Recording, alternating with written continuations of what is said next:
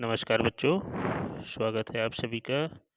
और हम पुनः राष्ट्रीय आय एवं योग्यता आधारित परीक्षा के दृष्टिकोण से सेट यानी सब्जेक्टिव एप्टीट्यूड टेस्ट के अंतर्गत इतिहास विषय के कक्षा 6 लेसन 1 के दूसरे पार्ट को लेकर के आए। तो हमने पिछले पार्ट में पढ़ा था इतिहास किसे कहते हैं, पुरातत्व विज्ञान क्या है, पुरातत्ववेत्ता किसे कहते हैं, पूर्व ऐतिहासिक काल या प्रागैतिहासिक काल क्या है, आद्य ऐतिहासिक काल क्या है, इनके बारे में हमने पढ़ा था।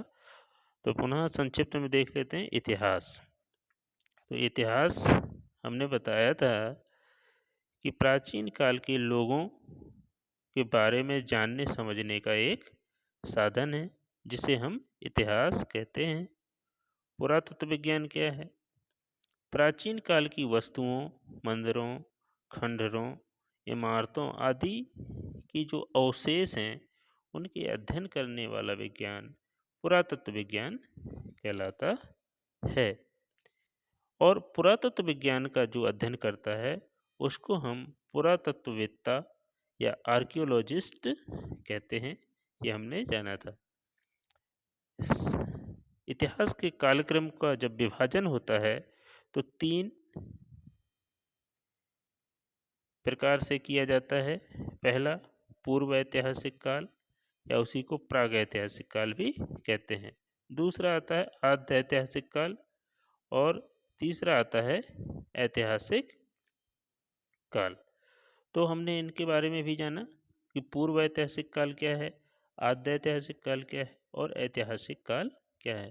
तो पूर्व ऐतिहासिक काल या प्राग ऐतिहासिक काल उस काल को कहते हैं जिसमें कोई भी लिखित साक्ष्य या लिखित ऐतिहासिक सामग्री प्राप्त नहीं होती है, अर्थात केवल पत्थरों का जो काल था, पाषाण काल, मुख्य रूप से पूर्व ऐतिहासिक काल या प्राग ऐतिहासिक काल में आता है।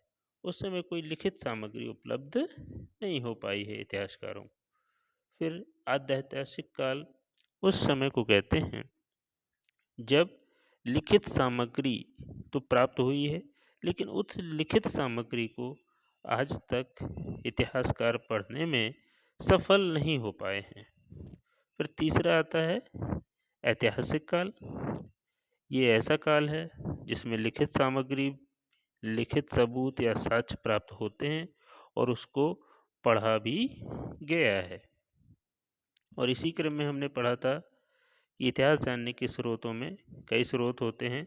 तो प्राचीन काल के लोग ताड़पत्र, जो कि एक ताड़ के पेड़ के चौड़े पत्ते होते थे, भोजपत्र, ताम्रपत्र, स्तंभलेख, शिलालेख आदि का प्रयोग किया करते थे।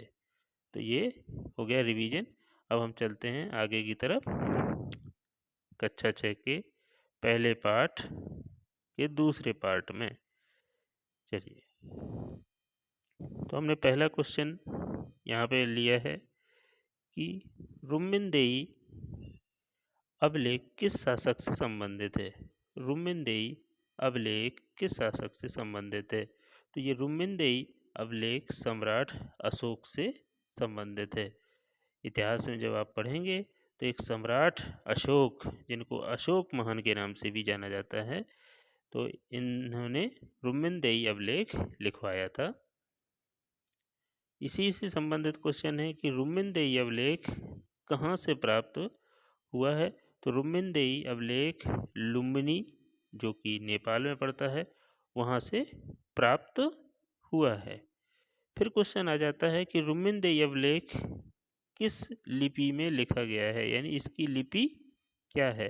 तो इसकी लिपि बच्चों ब्राह्मी लिपि है। रुम्मिनदेई अभिलेख की लिपि जो है ब्राह्मी लिपि है। और रुम्मिनदेई अभिलेख से संबंधित और भी क्वेश्चन बनते हैं बच्चों, जैसे कि रुम्मिनदेई अभिलेख किस प्रकार का ऐतिहासिक स्रोत है, यानी किस तरह का ऐतिहासिक स्रोत है। तो ये स्तंभ लेख है।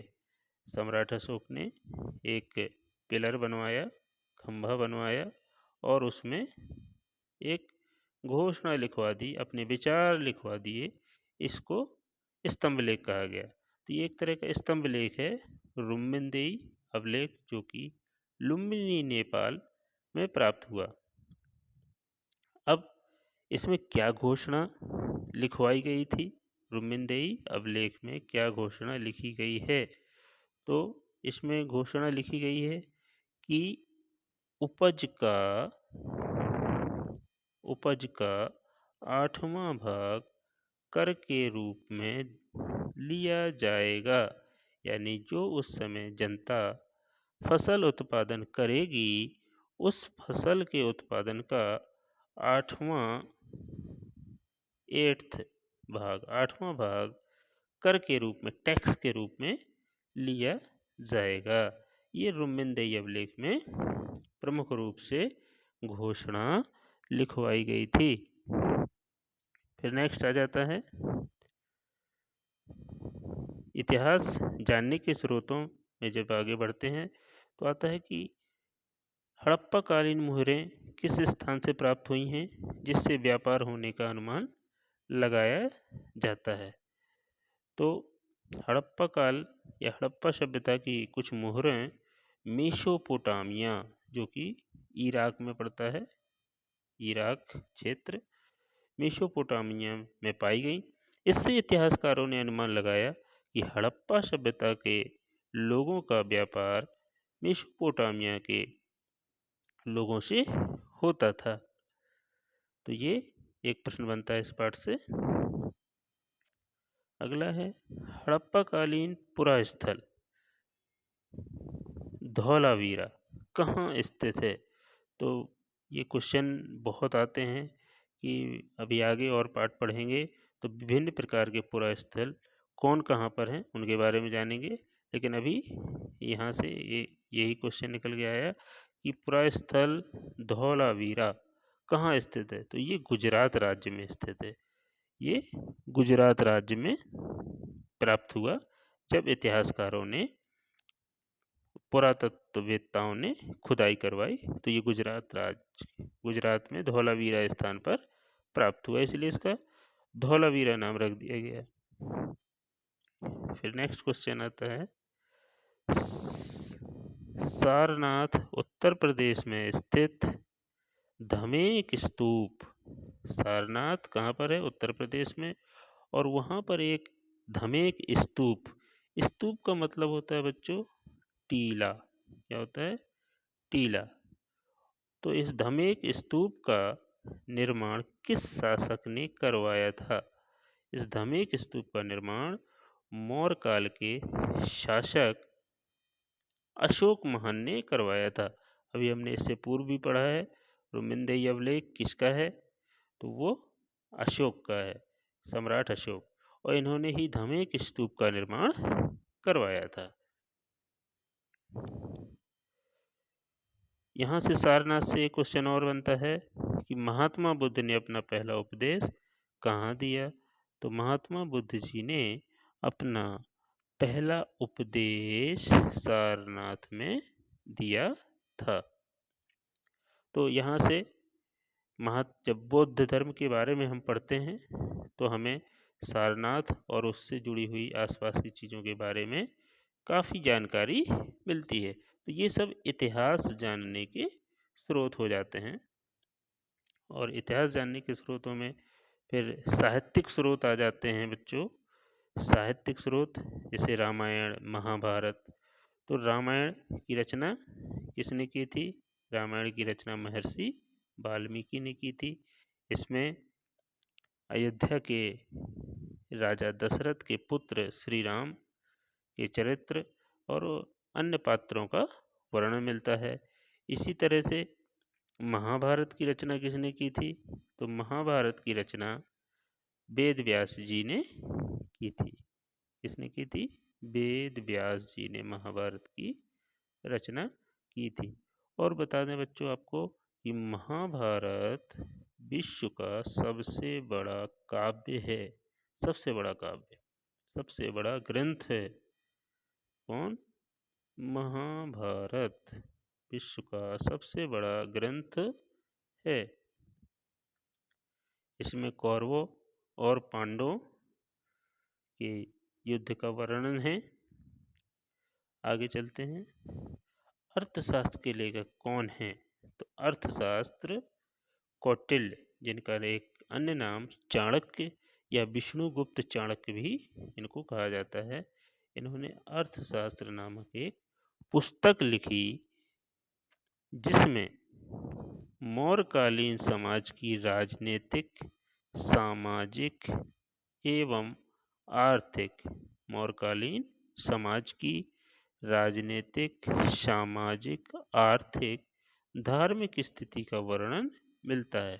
तो अगला क्वेश्चन ऐसा भी बन सकता है कि चाणक्य द्वारा लिखित पुस्तक अर्थशास्त्र में किस शासनकाल का वर्णन मिलता है?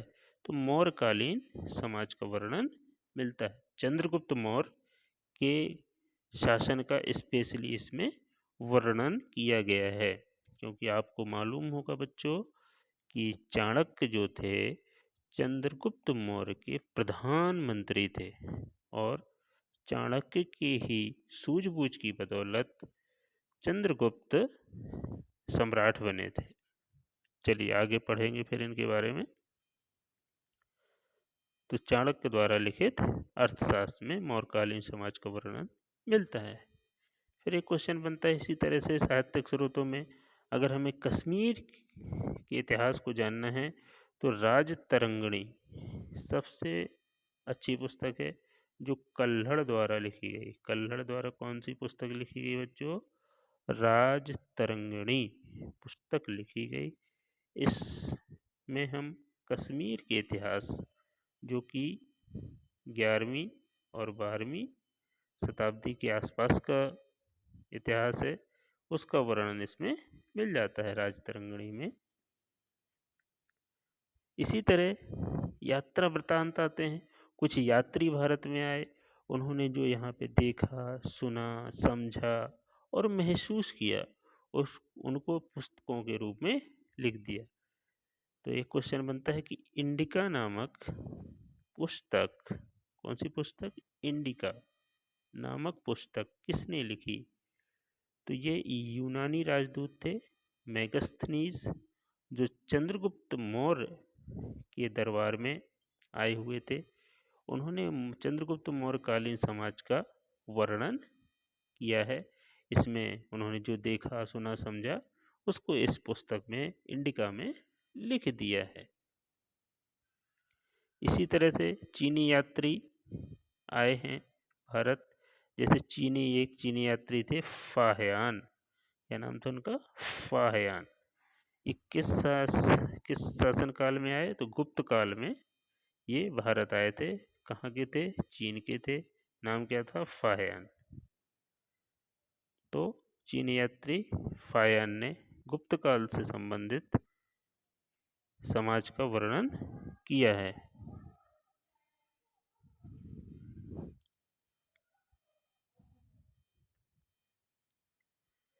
इसी तरह से नेक्स्ट आता है चीनी यात्री हुएनशांग, या इनको शुएनत्सांग के नाम से भी जाना जाता है। इन्होंने किस शासक के शासनकाल में भारत आए थे? तो ये हर्षवर्धन के शासनकाल में भारत आए थे। और इनकी जो रचनाएं हैं, इनकी जो लेखक हैं, यात्रा वृत्तांत है, उसमें हर्षवर्धन के जमाने का वर्णन मिलता है। अब इतिहास विषय ये पहला पार्ट है, तो इसमें कुछ शब्द आ जाते हैं। जैसे एक आता है बीसी। इतिहास विषय में बीसी और एडी का क्या मतलब है, या क्या पूर्ण रूप क्या है, फुल फॉर्म क्या है इनका? तो बीसी का मतलब होता है before Christ. BC, before Christ, यानी ईसा मसीह के जन्म से पूर्व का जो समय है उसको बीसी बोला जाता है। इसको हम ईसा पूर्व भी लिखते हैं। क्या लिखते हैं? ईसा पूर्व भी लिखते हैं। बीसी, ईसा मसीह के जन्म से पहले का जो समय काल है उसको बीसी या ईसा पूर्व या बिफोर क्राइस्ट कहा जाता है। और एडी एनो डोमनी, एनो डोमनी ये एनो डोमनी ईसा मसीह के जन्म का वर्ष है, एनो डोमनी। और इसके बाद का जो समय है उसको एडी के नाम से या एनो डोमनी या ईसवी के नाम से भी जाना, ईसवी सन के नाम से जाना जाता है। जैसे सन 1945, सन 1905, इस तरह से। तो ये एडी और बीसी का मतलब हो गया, बीसी बिफोर क्राइस्ट, एडी एनो डोमनी। ओके, नेक्स्ट इसी से संबंधित एक क्वेश्चन है कि विश्व का सबसे बड़ा संग्रहालय कहाँ स्थित है। तो विश्व का सबसे बड़ा संग्रहालय ब्रिटिश म्यूजियम संग्रहालय लंदन में स्थित है। आपको मालूम होना चाहिए अंग्रेजों ने भारत पे बहुत 200 वर्ष से अधिक समय तक शासन किया और बहुत सी वस्तुएं, पुरातत्व विभाग की वस्तुएं, बहुत सा सामान भारत से ले गए और वहाँ पे एक संग्रहालय बनाया, म्यूजियम बनाया। आज भी वहाँ पे बहुत सी भारतीय समाज से संबंधित चीज़ें रखी हुई हैं ब्रिटिश संग्रहालय म्यूजियम में।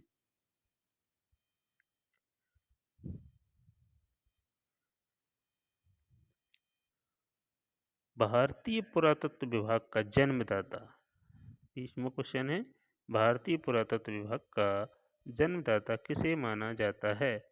तो उस समय अलेक्जेंडर कनिंघम थे। इसकी बड़ी रोचक कहानी है। जब हड़प्पा और मोहनजोदड़ो की खुदाई हुई तो अलेक्जेंडर कनिंघम भारत में एक अधिकारी के पद पर थे। तो उन्हें भारतीय पुरातत्व विभाग का जन्मदाता कहा जाता है। बाकी अगले पाठों में इससे संबंधित और भी जानकारियाँ मिलेंगी। तो ये पहले पाठ से संबंधित लगभग महत्वपूर्ण प्रश्न हो जाते हैं। बार बार पढ़िए, वीडियो को सुनिए, अच्छा लगे तो वीडियो को लाइक करिए और चैनल को सब्सक्राइब करिए, अपने दोस्तों में शेयर करिए। इस वीडियो में जो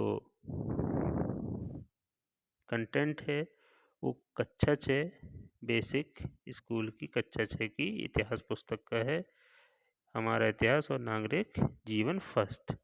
इससे संबंधित ऐसे प्रश्न काफ़ी आ जाते हैं जो राष्ट्रीय आय एवं योग्यता आधारित परीक्षा NMMSE में तो महत्वपूर्ण है ही, और कई वनडे एग्जाम में भी इनसे संबंधित प्रश्न जुड़ जाते हैं। जैसे PET हो गया, पुलिस भर्ती परीक्षा हो गई, UPP, और बहुत महत्वपूर्ण GK इसमें कवर हो जाता है।